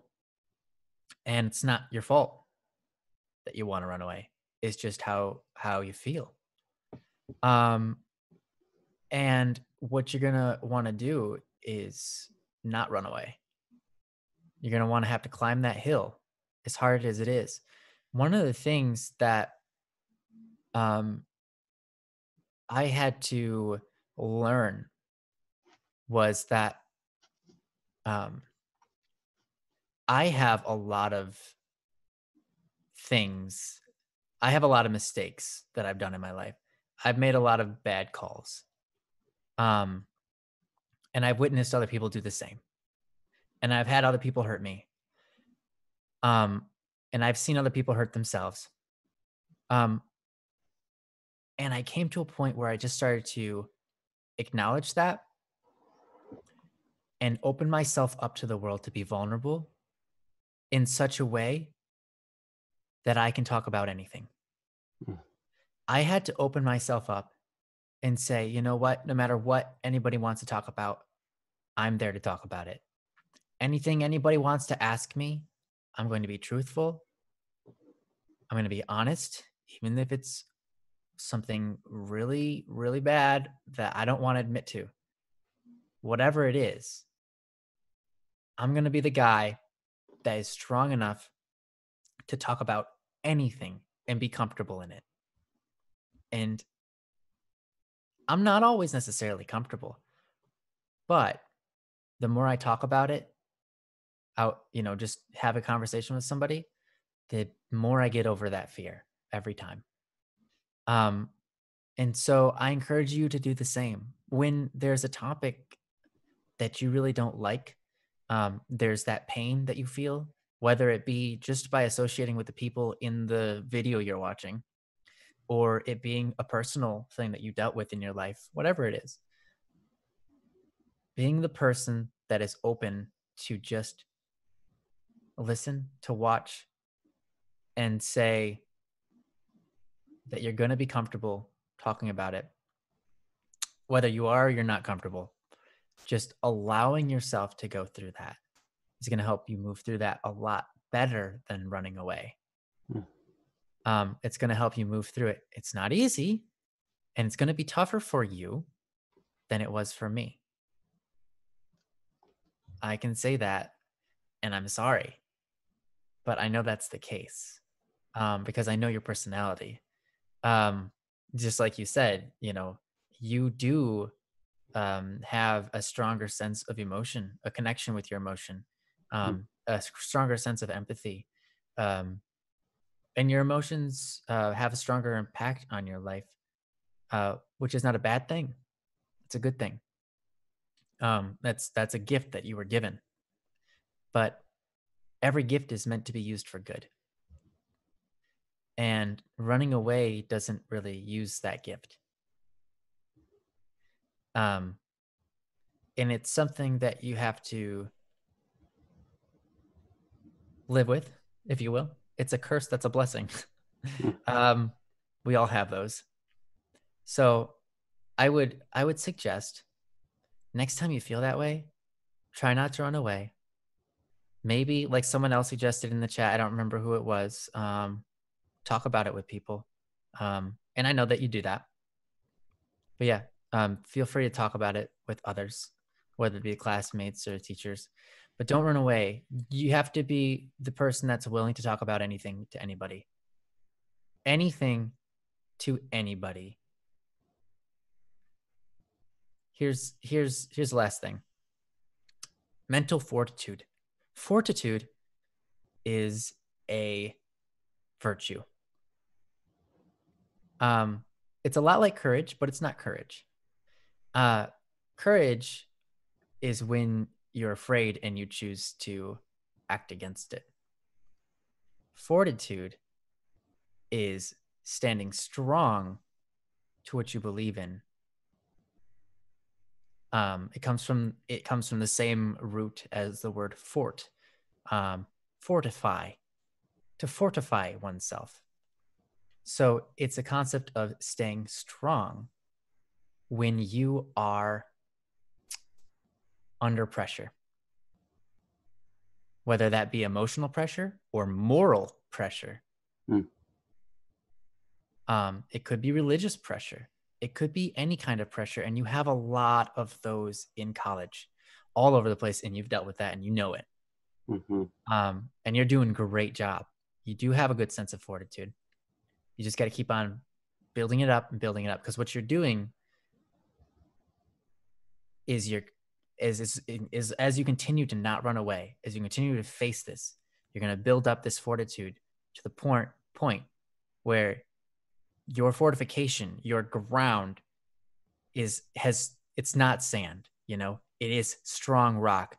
And whatever comes your way, you can face it because you know what's right and wrong. You know what you believe in. You know what's good, and you want the good of others. And that always stands before anything else. And so being that person that's open to it, even though you experience it on a more deep level than other people, being that person that's willing to take that battle and fight through it can be a huge blessing to other people in the future. You don't even know. Being able to talk about those subjects that no one wants to talk about because there's so much pain and hurt there and the emotions are just hot. Being the person that's open and capable of talking about that and relating to them and empathizing with them, that's amazing. But that's something you're building up to. And that's why you're experiencing what you're experiencing, because God wants to build you up right there on that level. And so you can do it. You can sit through it. It might be painful, but if you sit through it and remind yourself, I have to be open to all things, hide nothing back, hold nothing back. Because that's how you help the most people. You have to become vulnerable to the world so that you become fortified from it. As weird as that is. Yeah, I see your post here, Princess. Yeah, it seems counterintuitive, but I know that my flight response isn't the answer. It's a blessing disguised like a curse to feel in the way that I do. Yes, I do my best to stay strong. Just keep it up. Sometimes you're going to fail. That's okay. Yep. You succeed. The amount of times you succeed is awesome. Don't worry about the times you failed, because it doesn't matter. Because every time you succeeded, that's a step up. And that's all that matters. So count the times you win. Your losses, they're absent. They're abyss. They're nothing. So you can't count them. You can't count nothing. It's zero every time. It doesn't minus the score. It just doesn't add to it, which is nothing. So count the times you succeed and just keep on working towards succeeding more and more. Yeah. And be patient with yourself too in this whole process, because these are types of things that are developed as habits, and then they become a part of you. And it's a long-term process. This isn't an instant thing. So what we're talking about here is, these are going to be habits that make you stronger over time. And this situation where you're going through this negative part of it is important for the building of your strength too, because we only get built through those painful experiences, really. Yes, good experiences can help us out some too, but it's the hard ones that really, really can have the massive impact on building us into who we become into the future. And a couple of things you can do. One thing, fortify, like I talked about before, fortify yourself with positive media. You can do that anytime you're outside the class. Before you go into the class, you can just stuff your brain full of good stuff before you go in, and then maybe, that'll help get you through that class. Something else that'll make you stronger, and it might not necessarily seem like it on the face because it might seem unrelated, but figure out some kind of daily discipline that you can put into your life. It doesn't have to be big. It can just be little. Like I'm going to, if you leave the cap off the toothpaste, put the cap on the toothpaste every day. You know, get into that habit. You know, or I'm sure if that's not a you thing, but I like it. That's great. I love it. That's a great example. there's a whole bunch of things. Sometimes we can just take a look at ourselves and be like, you know what, I know I need to improve in this area right here. You know, I've let this area of my life slide a little bit. I need to get that back on track. You know, I've hit the snooze button a little too much lately. I need to not hit the snooze button anymore. I've, you know, gone to bed really late watching anime, and I need to cut that out. You know, I need to go to bed earlier. You know, some type of daily discipline that you can build into your life. The more times, and the other thing about that, when you're doing that, I would encourage you also to have a little calendar. You know, you can just print one off for like a month calendar. And then write on there whatever discipline it is you're going to do, and then mark off each day you do that. A couple of things are going to happen. One, you're going to develop a discipline, and that's going to give you confidence. Two, you're going to see your track record. And there's not much that builds yourself up like seeing a big old track record of a bunch of X's saying, look, I was consistent. I did that every day. Wow. I actually did it. And you go, well, man, hey, I'm not that bad after all. Look at that. Did you guys see that? It's my calendar. I'll put the cap on the toothpaste. Two times this month. It's more than last month. It's like 0 times last month. So yeah. What's up? I'm in the house. I'm doing it. Yeah, so I would definitely encourage that. And the one I started with way back when my life was in shambles and, you know, I had to figure some stuff out. The one that I started with was exercise. And it wasn't strenuous exercise at the beginning. It got more and more strenuous over time, but it started off just 10 minutes. You know, 10 minutes of doing some stretches, and then maybe some push-ups, maybe some jumping jacks, you know, just 10 minutes. Mm-hmm. Now my new discipline here, I'll share with you the discipline I'm developing now. It's called object writing, because I want to get faster at writing good lyrics, because I want to release more music. I want to produce more music and release it. And the bottleneck for me is lyric writing. Yeah, that's something I should do. I have this discipline that I learned from a book, and it's object writing. What you do is you just pick an object. Something. Today it was a hat. I picked hat. And then you set a timer for 10 minutes. Set the alarm. Boom. And then you write and write and write and write, and you use sensory words. Like, that's the whole point. You use deep sensory words, because in lyrics, that's what people latch onto when they hear lyrics. You know, like when you hear popular music and stuff like that, they're just stuffed full of sensory words that make you feel the song. Mm-hmm. And so it's all about getting that deep sensory material into this writing. And so you just write and you go wherever it takes you. By the end of it, you might not even be writing about hats. The other day I was writing about blanket, and, you know, then at the end I was writing about arthritis. Nice. What did it start with? Blanket. Nice. Nice, dude. That's awesome. So yeah, it just, you know, but my senses took me in all those different areas. Princess, I think I tried what you mentioned before. I can't remember what it was. Please remind me. What was the thing? I got into the sensory thing and I lost track of it, but it was a really good suggestion. You can either type it in or you can direct message me on Discord or something too. You can let me know there. Either way. Yeah. But I think we still have enough time for another one. If we go crazy fast, we can Yep. do two. Real quick.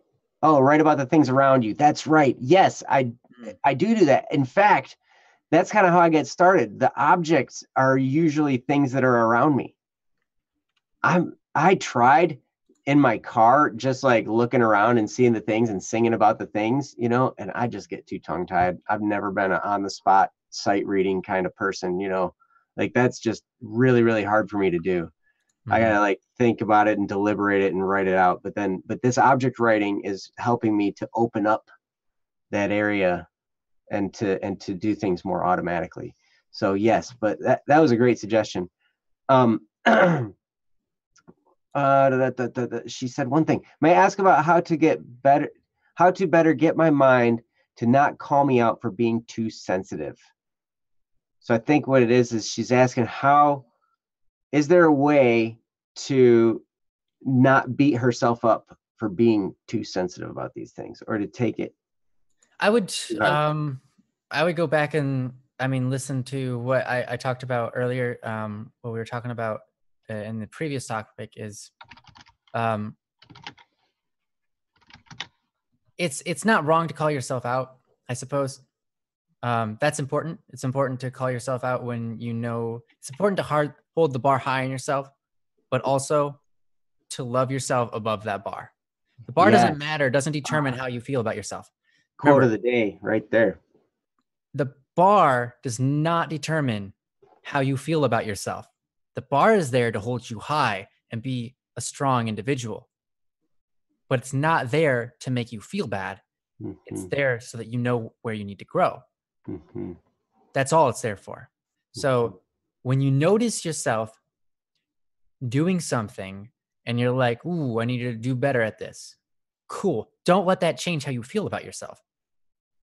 Because how you feel about yourself should be unconditional. Mm-hmm. Mm-hmm. Wow, that was tremendous. It's good to hold the bar. It's good to hold the bar high on yourself, but love yourself above the bar. That's profound. Because I always hear motivational guys talking about, man, hold the bar high on yourself, hold the bar high on yourself, and it's this big, oh yeah, you can do it, blah, blah, blah, hold the bar high on yourself and you can do it. But to love yourself above that bar, nobody talks about that. Mm. And that's so important. That was the Holy Spirit. I didn't say any of that. So. Oh, dude.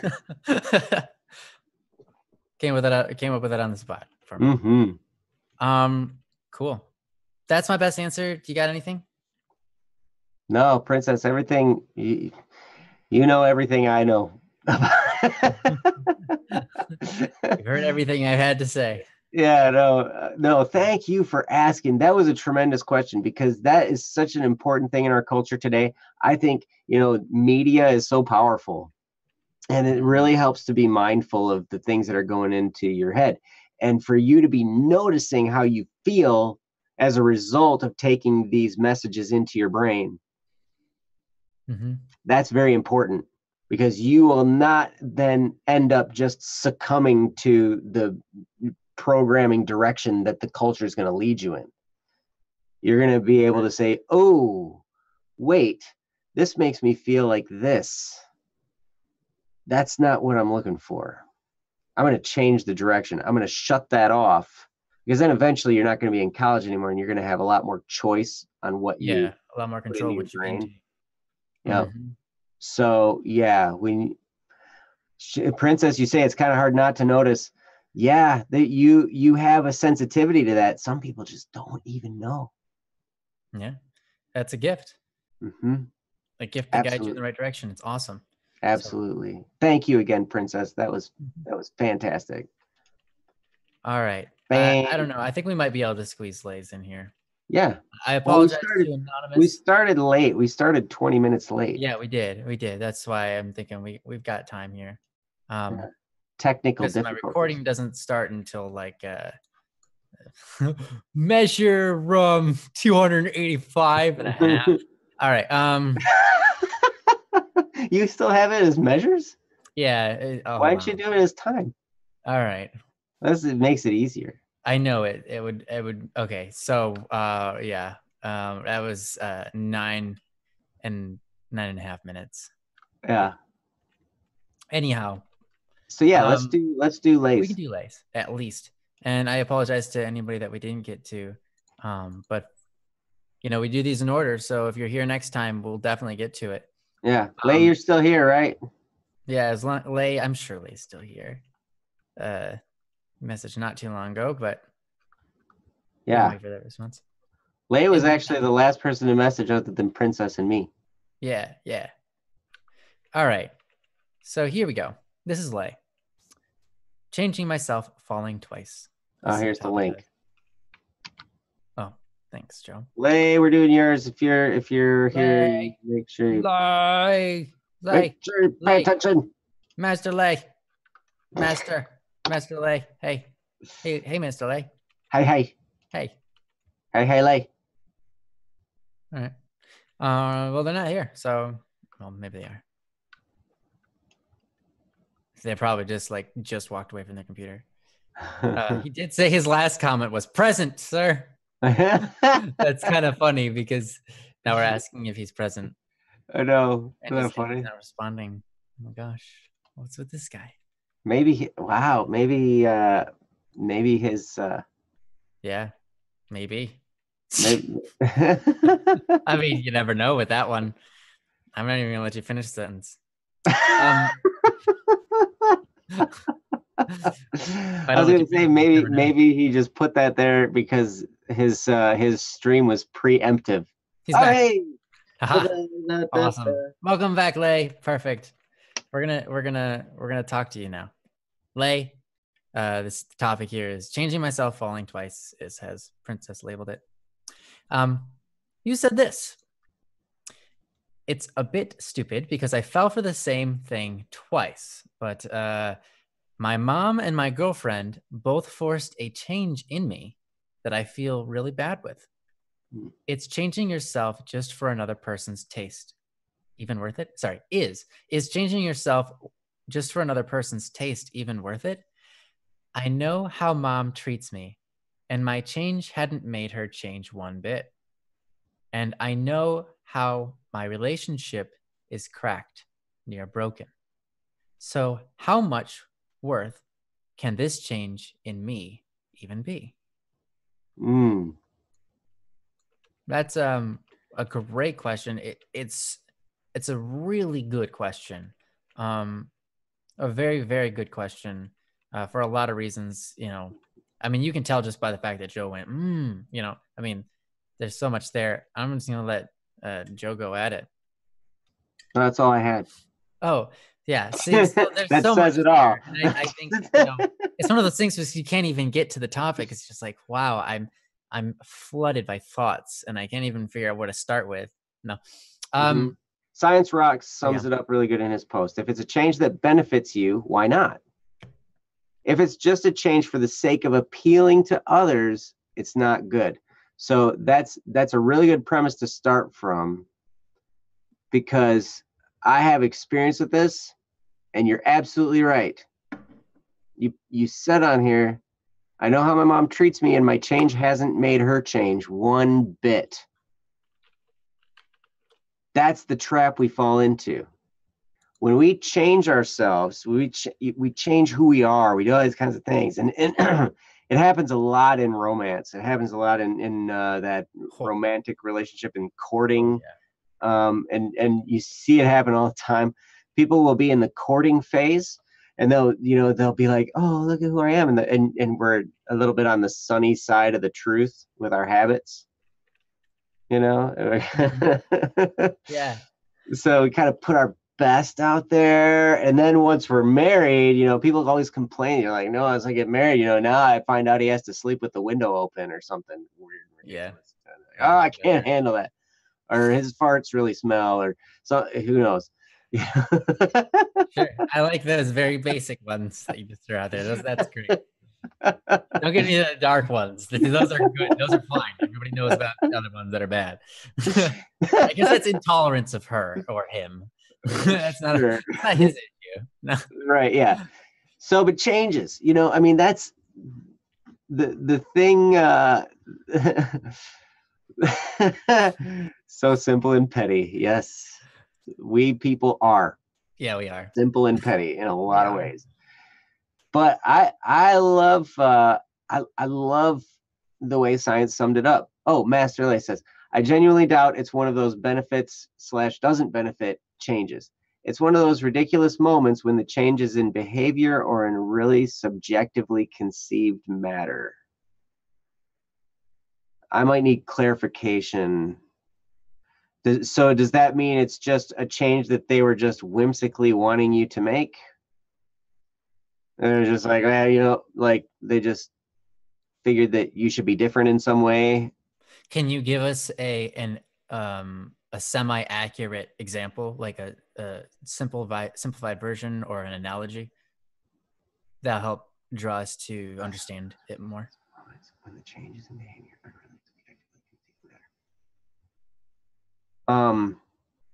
yeah. Well, at any rate, while you're typing that, it's like when someone tells you to stop with a habit that they find annoying for them. Okay. Oh, okay, yeah. Just like we were talking about something small and petty, like your farts stink, and you're like, oh, Or you bite your fingernails, and they're like, you bite Oh, your fingernails. You should stop biting your fingernails. Or some. No one else finds it annoying, just that one person. Okay, yeah. Okay. It's interesting because I've been down this road. And you know what happens? The person gets spoiled. If you start making changes, okay, take this the right way, please.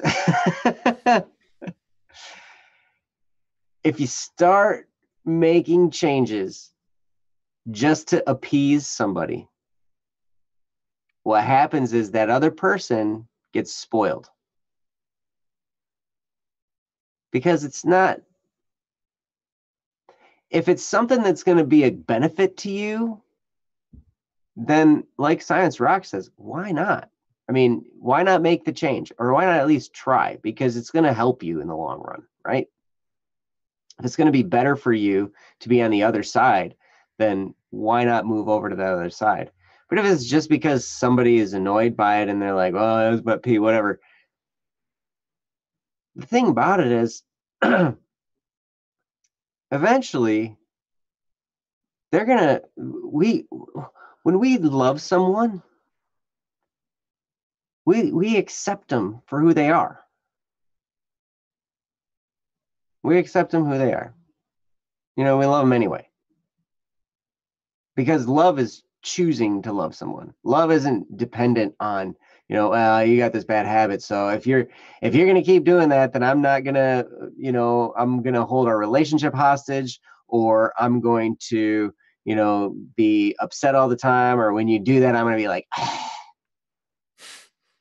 oh, please, Joe. No, memories. No, that's great, though. That was a great, yeah. Seriously. Oh my gosh. It's too real, man. Sorry. Then I found great, tremendous help in a little bit of this attitude, just a little bit. And I needed this because I was the type of person, I turned into a people pleaser. I was afraid of losing relationships. I was afraid of, all kinds of negative things happening. And so I tried to shape myself up and, always do the right thing and always say the right thing and make sure that I was doing the right thing all the time. And you know what? The whole situation constantly got worse. The harder I tried, the worse it got. The harder I tried, the harder it got. The harder I tried, the higher the bar went. It was incredible. And in the meantime, I was dealing with people where, I don't know if you know anybody like this, but there's this attitude that I've noticed some people have. And it's this, I am who I am, I do what I do, and I do whatever I want. And if you don't like it, that's your fault.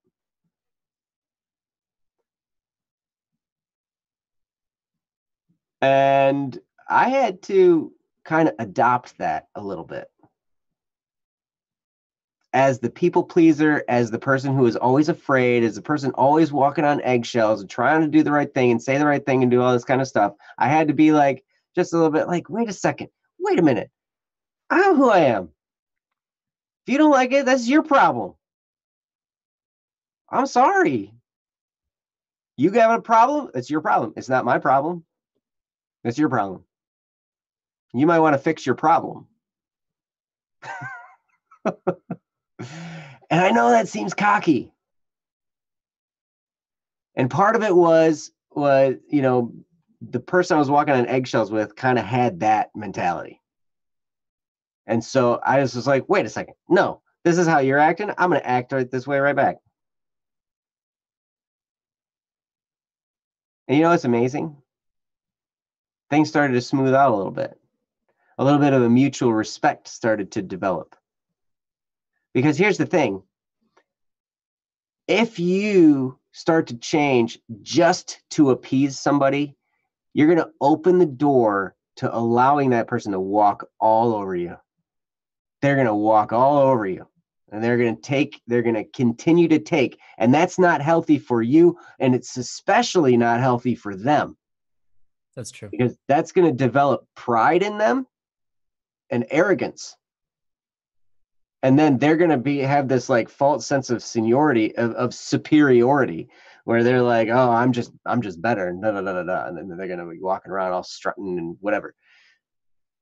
And I'm not saying that you should put people in their place, but I am saying you have infinite dignity and you are who you are. And if somebody doesn't like it, they don't have to. It's like, you don't like it? Fine, don't like it. I don't care if you don't like it. But if you think I'm just going to change this, like, what's the point of changing that? If it's one of those types of issues, then what's the point? Like, why? Why is it? Oh, it's just annoying. Well, let's find out a list of things that you do that annoy me. Let's see here. 1, 2, 3. You don't have to go that far, but yeah. I hope you understand my point. And that is that if you start going down that road, first of all, like Science Rock said, if it's something that's good for you and healthy and it's going to benefit you, then it might be a good change to do anyway. You might want to do it anyway, just because it'd be good for you. But if it doesn't matter, it's just a thing, that's like, well, you can say, hey, if you don't accept me like it is, then I guess you don't have to. Here's the issue. I had to get to the point where I played the little game in my head that I've mentioned before. I'm sure you've heard me talk about this game before, where it's like, what's the worst thing that could possibly happen? Like, well, the worst thing that could possibly happen is I could lose this relationship. And that could be painful, and that could lead to all kinds of issues and this and that and the other thing. But it had gotten to the point where it was bad enough where I was like, you know what? If that happens, I will figure out how to deal with it. I cannot continue down this path because it's just making both of us worse people. And so finally I just started laughing at it. I'm just like, whatever, do whichever you're going to do. I don't care. Be mad about it. You're the one who's mad. I don't care. So I don't know. Before I offend somebody any further, I'm going to turn it over to Ryan. All right. I mean, I thought what you said is good. You got to have a little bit of self-respect, if you will. You have to have self-respect. If you don't respect yourself, then no one else is going to. If you give other people too much control over you, they're not going to respect you. That's the way it is. Because here's the thing. No one respects the people that they control. Mm-hmm. Because you can't respect somebody because respect is something you have for an individual. But if you control that person, they're not really something you respect. They're something you control. There's the two can't coincide. And you're an object to them You're at an that object point. for them. Yeah. You're or an annoyance at this point, right? You're an annoyance for them to fix, which is not their job to do at this stage in life. So in order to obtain that respect, you have to maintain your individuality. That doesn't mean doing the wrong things. That's who I am, whatever. Yeah, obviously, I have to do what's right. I have to do what's morally good. I, work for the better for myself. But that respect isn't going to come from doing what they're asking you to do that annoys them. Like if someone says, hey, stop putting the toilet paper on the toilet paper roll that way. No one's going to ever say, like, I respect my husband so much because he changed, I told him to put the toilet paper on the holder a different way, and he did it because I nagged him about it over and over. Like, no one's ever said that. It's hard when we want to please people because we want people to be happy and we want to be happy. And a lot of times we think that we're going to be happier if people aren't nagging at us. And so we just please them so that they stop nagging, which, I mean, there's a point to nagging, and nagging's not necessarily bad. It's not sinful. But if your aim is simply to just make things easier, you lose that sense of respect from others. And if you're just making things easier, doesn't make things better. It can just make things less friction sometimes, but it can also cause more friction later if you're not careful. What's the right step? Honestly, it doesn't matter. When it's coming to trivial things, I guess it doesn't matter too much. But when your mindset is, all I want to do is make this other person happy, well, then you're kind of in the wrong boat because you can't do that for that person. You stopping being annoying to them isn't going to make them happier. It's just going to make them less tolerant. Mm-hmm. And if they're annoyed with you about something that you're doing, that's not because it's your mistake. It's because they aren't tolerant enough yet. Annoyance is the same thing as intolerance. Man, Ryan, you've got some one-liners. You're like one-liner gold tonight, man. Whatever, man. So, we're just gonna get that one up to the Holy Spirit. But anyhow, yeah, I had to come to grips with that myself. When I was annoyed by other people, I had to realize, wait a minute, Ryan, that's just because you're not patient enough. It's because you're not tolerant enough. You need to cool yourself and just let that be how it is. Like, don't be so annoyed. Don't be so angry, because annoyance leads to anger. And then it doesn't feel good inside. And then whose fault is that? Is that person's fault? No. Those are my emotions. Those are my desires for that person to act a specific way. That's all about me. So that's my intolerance. It's not healthy for me to give in, for them to give into that anger or that intolerance, because that's not doing anything good for me. It's not building up my tolerance levels. It's not making me a stronger person. If anything, it's making me weaker. And it makes me lose my respect for that person because now I just think I'm in control. It doesn't make me see that person as a person. It makes me see them as an annoyance. That's not good. So that's the one thing. I mean, Joe was basically just talking about the same thing. I did want to talk about this one other subject real quick. When you are a child from ages 0 to 7, roughly, we listen to our parents on all of these issues, on what's annoying, on how do you interact, how do you socialize with people? That's important. You have to learn these things. You said, honestly, yeah, I'm stuck in self-sinking boat where I constantly try to please others just so I can find pleasure in their reaction. And I hope it can change.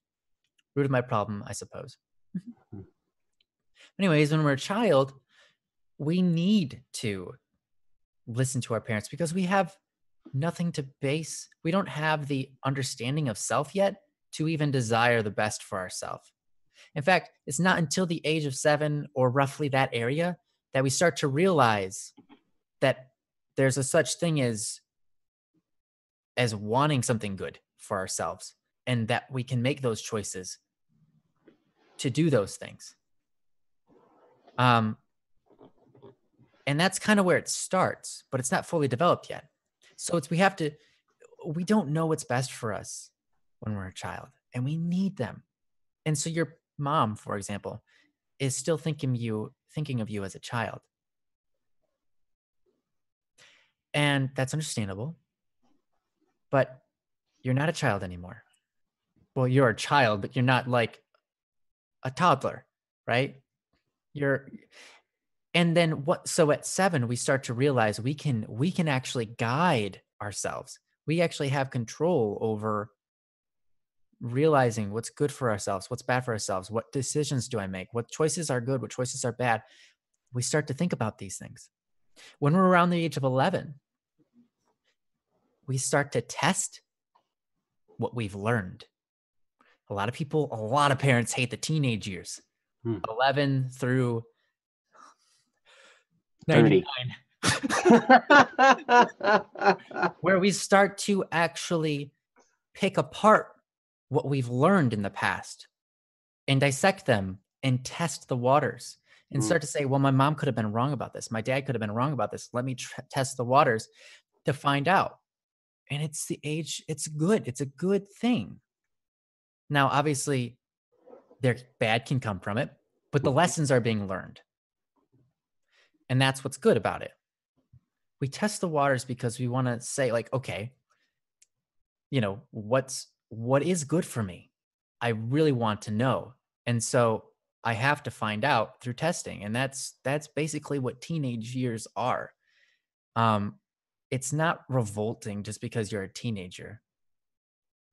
It's seeking self-growth, seeking self-happiness, and trying to grasp that and get it down. Now, as you get older, you will learn more and more and more. And your judgment gets better and better and better about what's good for you and what's not. And you learn more. And you start to think about that more and more, hopefully. If you don't, then unfortunately, you kind of regress. And you lose a lot of respect for people. But if you're set in your ways of what matters, of attending to the things that matter, like, hey, these things are going to make me a better person. These things don't really matter. They're not going to change whether I'm a good person or not. These aren't going to build virtues. They're just weird one-off things. Like, I fold my napkins differently than other people. Who cares, right? Whatever. I write with my right hand, and I write all my letters upside down for some reason, like backwards rather, not upside down, but like I don't write them in the right order. Like, people will nitpick on you for that. People nitpick on me for that when I was growing up, and I've had people nitpick that when I was a grown up. They saw how I write, and they're like, "Man, you write your letters so weird. It annoys me." And you know what? I got an answer for that. Don't watch me write. Yeah. You know what? That matters so little to the grand scheme of things. Like, it's not an issue. And that's not something I need to change to become a better, more holy, more beautiful, more incredible, more putting more value into the world. It's not going to do any of that. So, again, just to cover the bases, child, yes, you need that. We don't even understand when we're a child the whole concept of socializing, what's good manners, what's bad manners, when it comes to things like picking our nose in public and that sort of thing. Like, sure. Does it matter that much? No. You're not an evil person for picking your nose in public. I'm sorry. Sorry, parents, but you're not. It's not really a sin. All right? It's not the essence of evil or abyss or absence of. But it is a question. Is it a sin to But is ask it good for you? pick your nose in public, to offer it to another person? No, that's a gift. No, I'm just kidding. That's a good thing. No. But that's something you have to learn about your society and realize, okay, yes, I need to change that aspect about me if I'm still doing that when I'm 20, right? That's something that, yeah, you should maybe work on that. Like, because that's a bit, I mean, it just makes other people uncomfortable. It does nothing else than that. But a lot of those things we learn when we're a child, and those are good things. But then when we become adults, we have to ask ourselves, is this going to increase me? Is this going to make me a better person? Sometimes it's not necessarily a right or wrong, but it could make you more sociable. It could make you easier to get along with. And that can improve your relatability with others and ability to have relationships and not have barriers because you do one thing's weird or another. But some of those things, you just have to say, it's whatever. Like, it doesn't even matter. And if you don't, if you can't tolerate it, then it's kind of your fault. You just got to have that attitude. You get to pick your battles. That's the thing. You get to pick your battles. But sometimes when you just give in, nobody wins. Sometimes you have to stand your ground. Or just realize that there's no battle to begin with. And by giving in, you're giving up your land for nothing.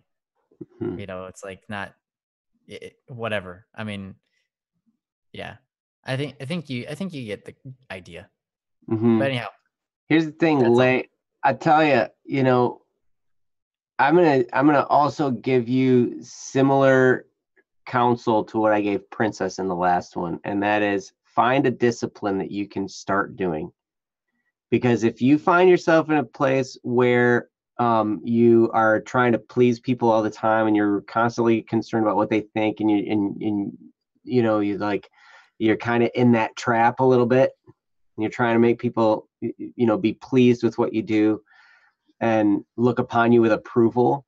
You're kind of we are approval seeking creatures. We certainly are, but other people's approval doesn't give us happiness. Doing what's right gives us happiness. Living with a virtue gives us happiness. Yep. And so the more you can find a virtue that you can discipline yourself in, and there are many different virtues you can build yourself in. We all need constant improvement in a bunch of them. So you can just pick one and start and put together a little self-growth program to help you grow in whatever area, right? You start doing that, and you're going to be, before long, you're going to be like, hey, I'm actually growing in this area. What are you doing? They're going to come to you, and they're going to come with their little annoyance like Ryan was talking about. And it's not even that, but it's just their intolerance. It's just a problem. It's really their issue because they're not tolerating it. And in the back of my mind, I remember for a while, I'd be saying, oh, I'm sorry that bothers you. Perhaps you need some real problems in your life. Oh my.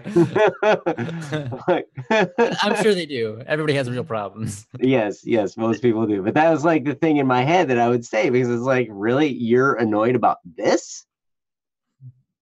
Like, you need to figure out some real problems. So I will tell you, if you can start developing yourself in a virtue, so you're doing something that's right and you're building yourself, then your confidence will grow and you won't be dependent on the pleasure that comes from other people's approval, because you'll be doing stuff that's right. Again, the first one I moved in was exercise, trying to just be a little bit more healthy, and really what started that was I climbed a flight of stairs and I was winded. And I was like, this is ridiculous. I'm not that old. I mean, I'm kind of old. I'm a lot older than most of you guys, I'm sure. But, like I should be able to climb a flight of stairs and be just fine, But the thing I found was after I started that regimen and I was improving myself and all that kind of stuff, I became more and more immune to when other people were nitpicking me. When other people were trying to get me to change, I'd be like, what? Why? And that's another thing you can ask them. You can ask why. Why? Is this something that you think is bad for me? Is this something that you're just annoyed with, or like what? Like, well, it just annoys me. It just bothers me. Okay. I'm sorry that it bothers you.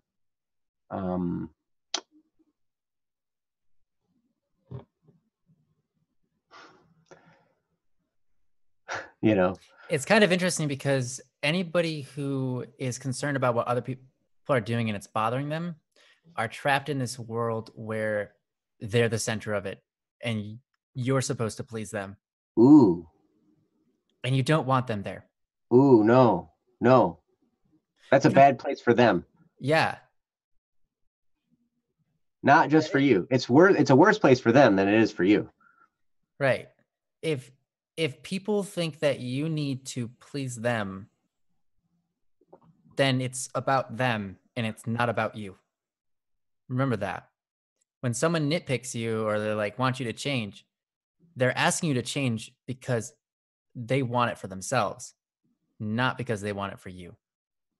Unless it's something that actually matters. But if it's something like that annoys me, then you kind of know their heart.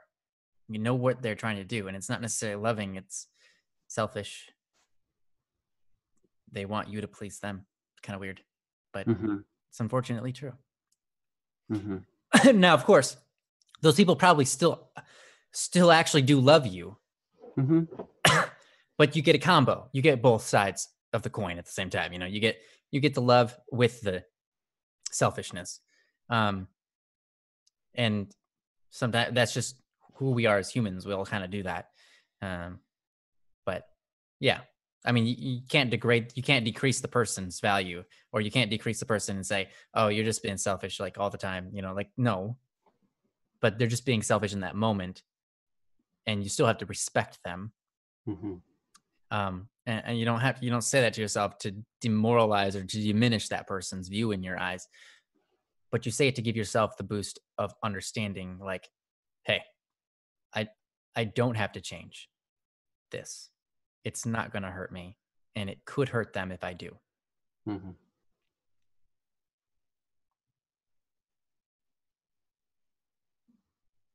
But yeah, anything less you want to add to that? Well, I have a question for science. Science says, Joe, asking why you may believe is not a bad habit, but it actually is. And you don't realize it. I think what science says, that is very wise, however, Joe, asking why. You believe it's not a bad habit, but it actually is, and you don't realize it. Yeah. Oh, I see. So he's not saying asking why is a bad habit. That's kind of what I was taking it as. Yeah, no, he's saying that that's a good thing to do, because what if you ask why and they point out something to you that you didn't notice? Oh, yes. It's bad for you. Because that's true. That can happen. That is. Yes, absolutely. Yep. And it goes back to the thing about asking yourself, could I be wrong? That's a profoundly powerful question to ask yourself. Could I be wrong? Could I be wrong? We talked about that earlier. Yeah. Yes. Okay. Asking why should I change? People may help you realize it's bad. Yes. Yep. Thank you for your clarification. I read it all weird. So sorry. It's cool.